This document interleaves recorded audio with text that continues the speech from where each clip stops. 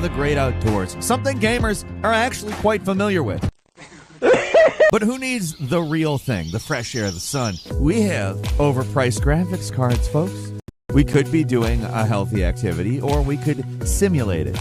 Well, ish. That's what games are built for, right?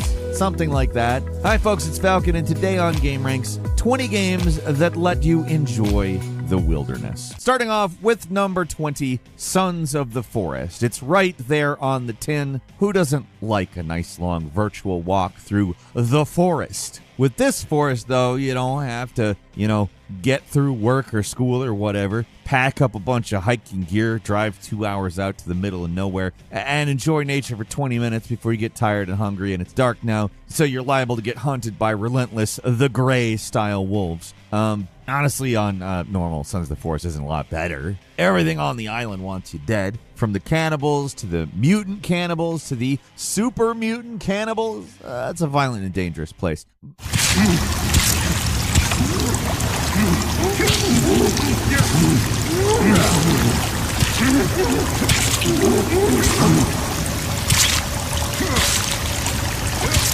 But at least you don't have to pack to go there, right?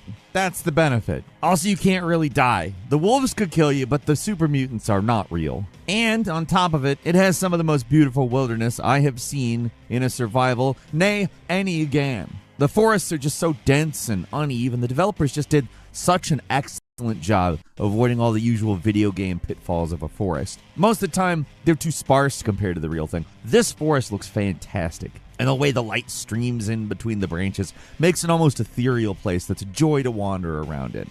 Other than the mutant thing, and the desecrated bodies and the mutilated shrines made of human skin. If you can get past that, there's some really pretty stuff in this game. Like, turn on peaceful mode, right? It's a nice forest. The suns are there, though. That's the problem. And number 19 is Kingdom Come Deliverance. I just don't want to stick with survival games on this list. It'd get pretty repetitive, and, well, some of the games of the best wilderness have no survival elements at all. Kingdom Come is a first-person RPG set in a relatively small open world, but it makes up for the size with this incredible attention to detail. It's one of the most realistic RPGs out right now, at least as far as the map is concerned. They put a ton of work into making this place feel just real in a way most games don't really bother with. There's some cozy as hell looking countryside in this game, and it's empty enough to actually look like a real place compared to a lot of RPGs where they just fill up the map with points of interest all equidistant from one another.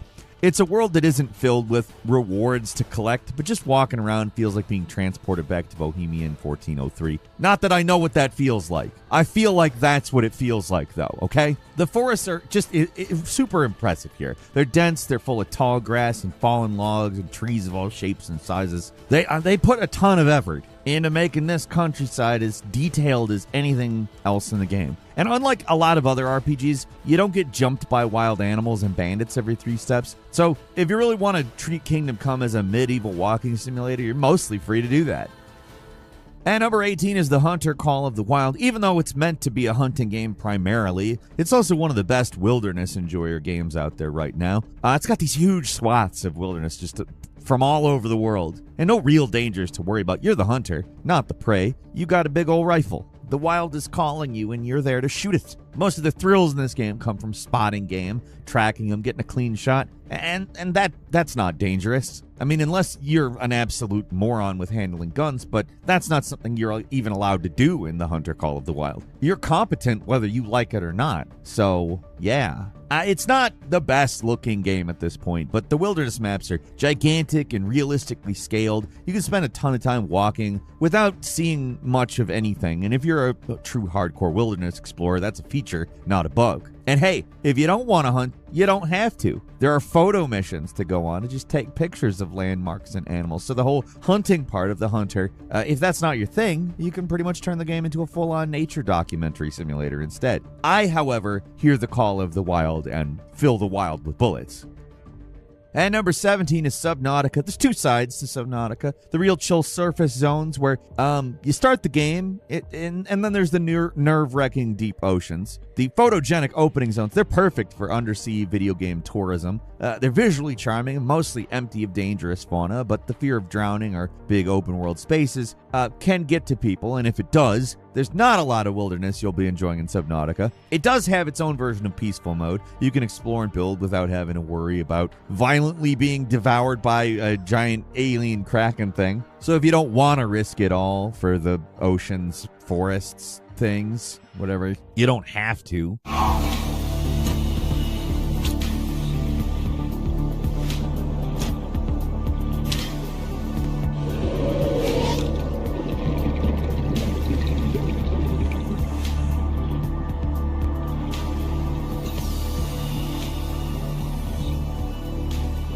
Because you can easily drown in a pitch-black abyss or have your brain taken over by teleporting squids. The world of Subnautica is a dangerous one, but if you stick to the shallows, it's mostly just fun wilderness to explore. At number 16, it's Once Human. This online-only free-to-play survival game doesn't have a peaceful mode, but what it does have is some awesomely surreal visuals, some crazy anomalies, and a big open world that you're free to explore. It's got PvP elements, but if you're playing on a regular PvE server, it's all opt-in, so you don't have to worry about some other player coming in and torching your house while you're staring at the trees and reveling at the splendor of the natural world. You can still get stomped by anomalies, though.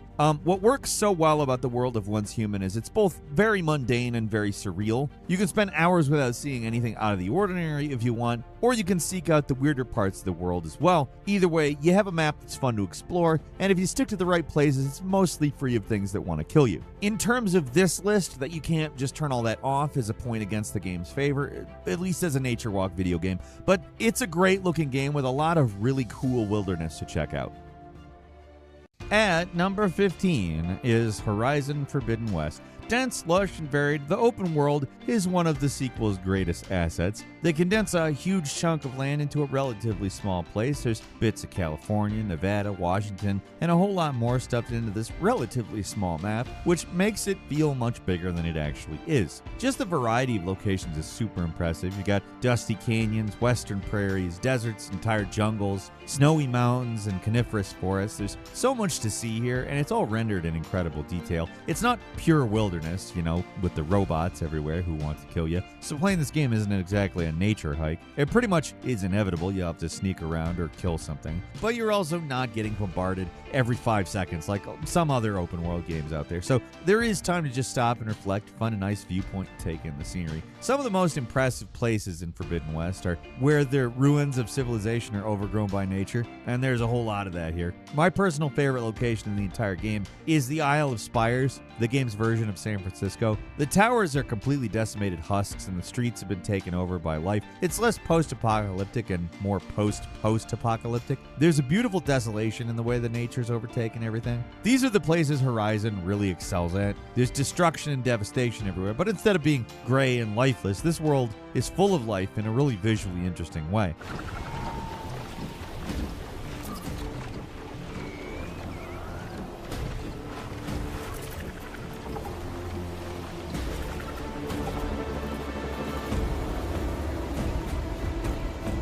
And number 14 is Grounded. Now, Grounded isn't the best looking game, but its miniature world is so unique in comparison to most other survival games you're going to find. Yeah, they tend to be fantastical, but rarely do you get a game where regular suburban backyard stuff is your open world, where dungeons are anthills and garden rakes are towering edifices full of mystery. It's far from a regular backyard, honestly. It's probably the densest backyard I've ever seen, but there's a lot of room for exploration here, both guided and unguided. When you're not following the main quest, it can be a lot of fun to just stop and take a stroll through the leaf forest and see the world from a little bit of a new perspective. If you hate bugs and spiders and other crawly critters, then Grounded might be a little miserable for you, even with the arachnophobia settings turned on. But at least it's another game that can be made peaceful, so if beating on bugs isn't your thing, you can just explore, collect resources, and build the ultimate treehouse.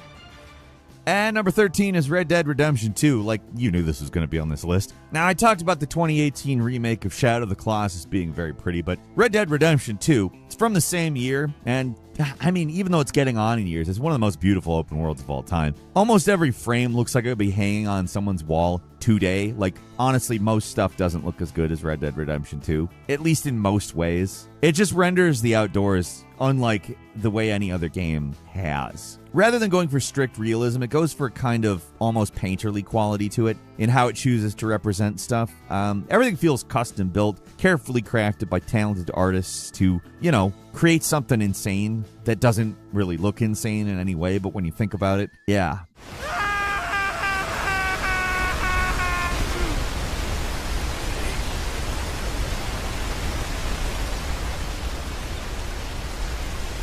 Like, they really put in the work to make this landscape feel real. And I don't mean like realistic, but real in a way that few games do. Geological features contort in ways you rarely see in video games. Rivers bend realistically for more ways than one. Am I right?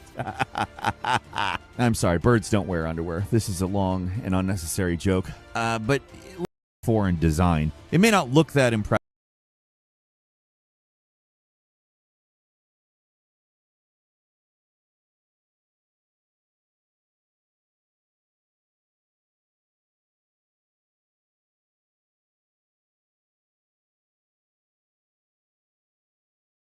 But no other game manages to capture the wild beauty of the most northern parts of North America. It's not one of those games where you're just looking around gawking at natural beauty, because it's not that flashy in the visuals department, but the way it depicts the cold is just the best out there. It's a game that gives you a cold chill thinking about it. Doesn't matter if you plop your butt right down at the equator in your underwear, giving a keen "you're welcome" to everybody who walks by, just trying to cool down because you're so damn hot. In more ways than one, am I right?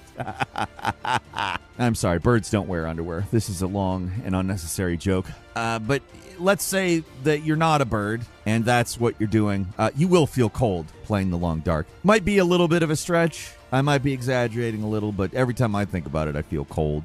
Even if it's just for a second, I get that little, ew. They just did such a convincing job on the visual design and the feedback of this game. It's not one of those games you can build a comfy cabin and wait the world out. There's no permanent residences, and sitting inside all the time makes you go stir crazy. It doesn't really matter, though, because The Long Dark is much more of a survival game than it is a crafting game. Surviving is the top priority unless you're playing in peaceful mode. Then you can just wander around, take in the frozen north as much as you want. It's not going to blow anybody away with cutting-edge effects or anything, but it's, I mean, just an uncommon setting, and it's so convincing in its own way. It's massive, it's varied, getting around takes forever, so there's a lot of ground to cover, and it's just a unique experience.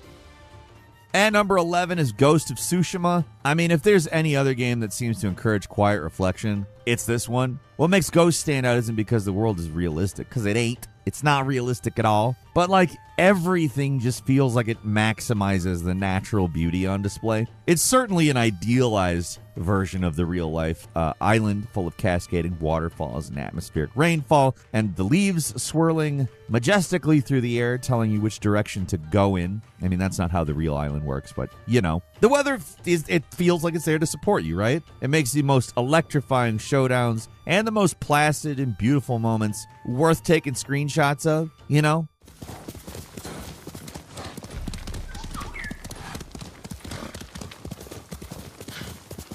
It's not a safe game at first by any means, but as you clear out the Mongol bases, the roads become more clear and getting around gets easier. There's no way you can entirely avoid combat because it is an open world action game, but once the island is mostly clear, then it stays that way and you're free to just take in the beauty of the landscapes. And number 10 is Green Hell, set in an unexplored part of the Amazon rainforest. Green Hell is literal hell if you try to play it on the hardest difficulties. It's a survival game in the absolute truest sense. Everything wants to kill you, from wild animals to bacteria, and you can't just eat whatever and heal instantly. Taking damage can be devastating, and even doing something as basic as sleeping on the ground eventually gets you sick, and it can lead to an early death.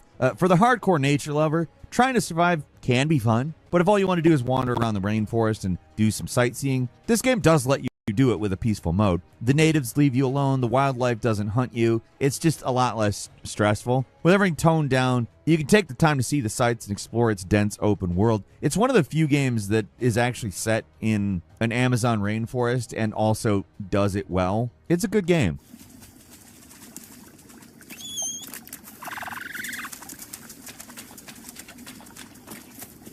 At number 9 is No Man's Sky. For all the survival crafting games in this list so far, this is the first one, I think it might be the only one we talk about, with procedural generation. All the maps in every other game I've listed are static and never change, but with No Man's Sky, everything is always changing, and after years of updates, they've actually accomplished something with the randomly generated planets. It doesn't get quite as varied as Minecraft, but there's a ton of variation in the planets. The possibilities are basically endless. It's just Minecraft is a little bit more endless, that's all. The common problem with procedural generation is that after a while, Limitless starts to feel pretty limited because the seams start showing. But with No Man's Sky, that takes a real long time to get to. It does happen, but you really have to exhaust the game to get there. Each planet has its own atmosphere with its own randomly generated creatures and plants, its own hazards. There are mostly safe ones, there's highly dangerous and toxic ones, and you're free to move between them as much as you want. So if your wilderness experience is more about building a seaside cottage, and I mean, that's an option, but if you want to explore more dangerous parts of the universe, that's also an option.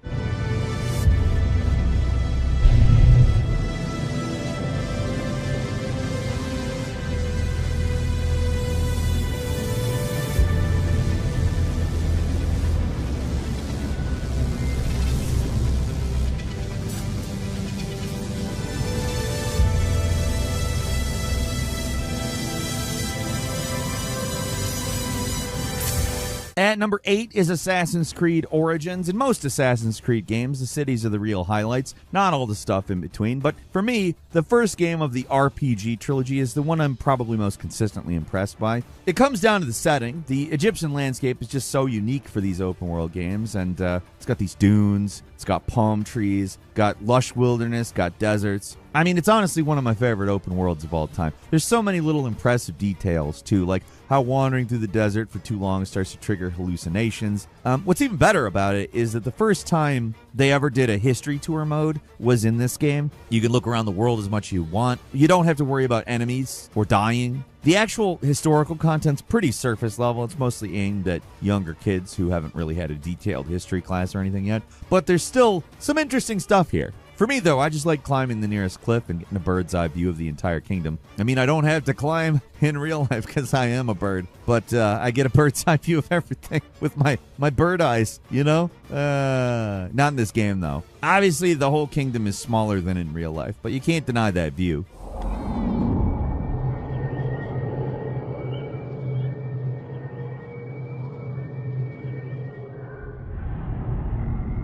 And at number 7 is Hunt Showdown. Do you like spooky bogs and extremely dense, realistic forests? Well, Hunt's got that all in spades. What it doesn't have is an offline mode, outside the tutorial anyway. The rest of the game is strictly PvP, so if you want to go exploring this one, you better be ready to die suddenly from someone shooting at you from out of nowhere, or getting ambushed by a monster. There are monsters to deal with too, so a chill walk in the park game this is not. Still, it's got some of the most impressive wilderness seen in a game up to this point. It's really dense, really realistic.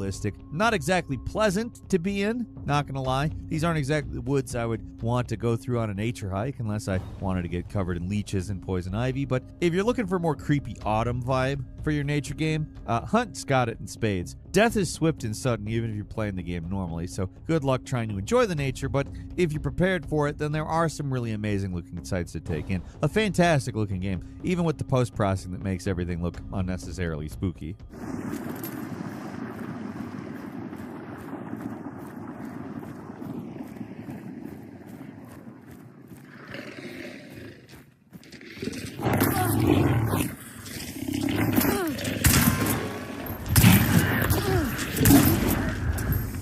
And number 6 is Death Stranding. I hope you like trudging over oddly beautiful but desolate landscapes, because that's what Death Stranding is. There's a lot of strange game mechanics and frankly insane cutscenes, but the real meat of the game is a lot more chill and slow-paced. There's an occasional deadly ghost monster area you have to sneak through, but most of the game is about the simple act of transporting stuff from one location to another.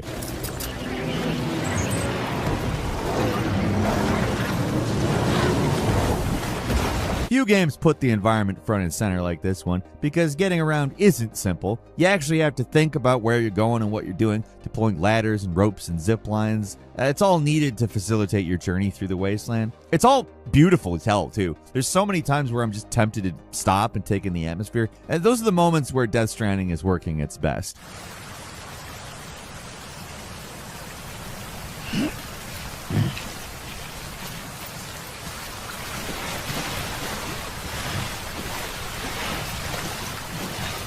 At number 5 is Xenoblade Chronicles X. With this game breaking free of the shackles of the Wii U, I figured now is a good time to highlight the game's breathtaking open world. It's definitely showing its age, but the world they created here is just second to none. And unlike every other Xenoblade game, it's truly open world. It's entirely seamless, no loading screens between major zones. Beautiful stuff. The starting zone of Primordia is where you're going to be spending most of your time. It's a real sight to behold. It's got massive waterfalls, impossibly giant rock formations, and enormous monsters just chilling in the distance. It's massive, it's alien, and it's awe-inspiring, even with the game's lower resolution. What's unusual about this game is that the story really isn't the focus. It's a lot more about exploration. Main story missions come and go, but the majority of your time in the game is spent doing side quests and setting up bases in these wild regions. The actual story also isn't much to write home about, but these amazing environment designs are best in class. The music is too, and it really sells this natural world. It's a place that's easy to get lost in.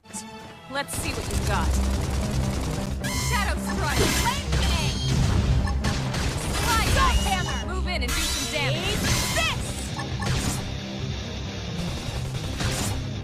At number 4 is Microsoft Flight Simulator. No other game lets you explore the splendor of the natural world like this one because it's literally the real world. At least, it's scans of the real world ported into the simulation. You can't actually touch anything, you only ever see it from the sky, but no other game captures the natural world as well as this does. It's easy to forget how massive our real world is at times, and the game is the perfect way to remind yourself because you can literally just fly for hours and not see a hint of human civilization if you want to. You can fly through canyons, around massive mountains, you can see some of the many wonders of the natural world from your computer desk. It's never as good as the real thing, but hey, you want to chill out and relax on your PC? You probably can't do a lot better than Flight Simulator. It's mostly thought of as a thing to see cities and towns, but depending on the location, it's great for nature tourism too.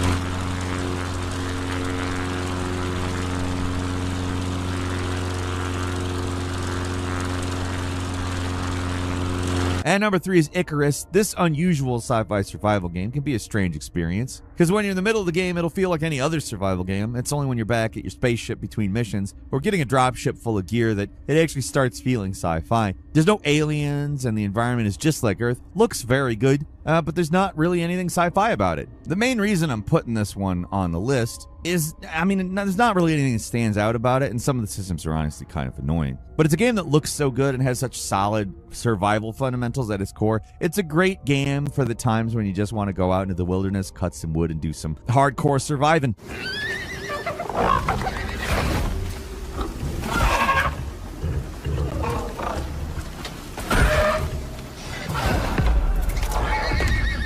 At number 2 is Eastshade, a game about nature, but paradoxically not a survival game, more of an RPG-ish, kind of, I guess. But instead of fighting monsters, you're painting pictures. There's a town, villagers who need your help, a story to play through, and the goal of Eastshade, above anything else, is to wander around this charming island and find picture-perfect spots to paint. It's a game that is literally all about exploring and enjoying the wilderness. Your main goal is to sit back and quietly immortalize the natural world. For some people, probably sounds like the most boring thing ever, but I know a lot of people who absolutely love this game. It's a unique game. It's not exactly a thrill-a-minute experience, but it's going for something very different, and for that, it does actually very well.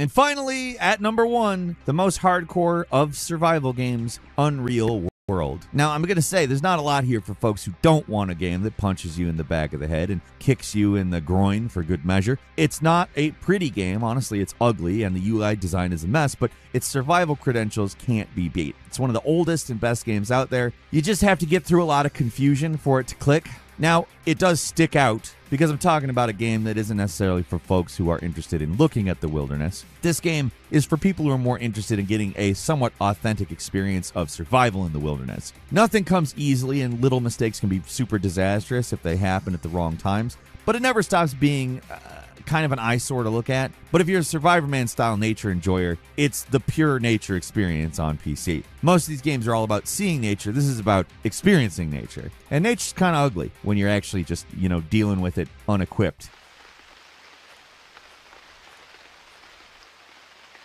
But that's all I've got for you today. Leave us a comment. Let us know what you think. If you like this video, click like. If you're not subscribed, now's a great time to do so. We upload brand new videos every day of the week. Best way to see them first is, of course, a subscription, so click subscribe. Don't forget to enable notifications, and as always, I thank you very much for watching this video. I'm Falcon. You can follow me on Twitter at FalconHero. We'll see you next time right here on Game Ranks.